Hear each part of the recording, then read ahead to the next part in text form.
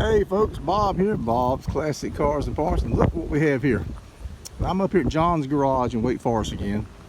He's always got hot rods he's working on, and we got a 57 Chevy here. He's cleaning up, he's getting ready to go to lunch, so he's not out here to pop the hood for me or anything like that. And this is one of his customers' cars, so I don't want to open the doors or open the hood, any of that kind of stuff. But the car doesn't belong to me, but he did give me permission to video it, but I don't want to do all that other stuff. I'd want him to do that. So anyway, we'll give you a quick little short video. I mean, this thing is beautiful, folks. Look at the detailing. Holy cow.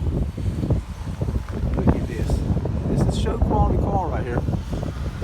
Got a sneaky feeling it probably runs pretty good too.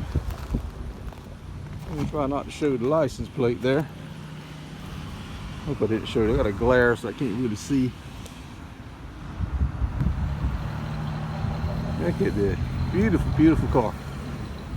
Well, there. Try to pan back and get you a little bit.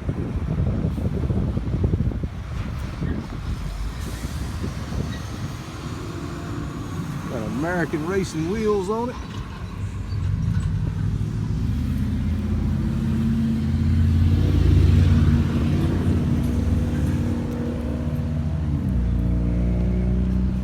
I always like the way they did these jet age hood spears. Neat. Always like those. Yeah, this is John's garage. This is where I'm at. We do old stuff.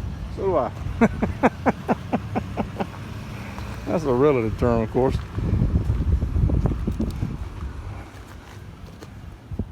Oh, we got a 4-speed. I did not see that the first pass through. 4-speed, folks.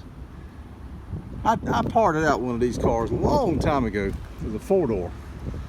And I'm going to tell you what. It was built solid. I mean, the chrome, the bolts holding the chrome on were bigger than the bolts holding all the cars together nowadays.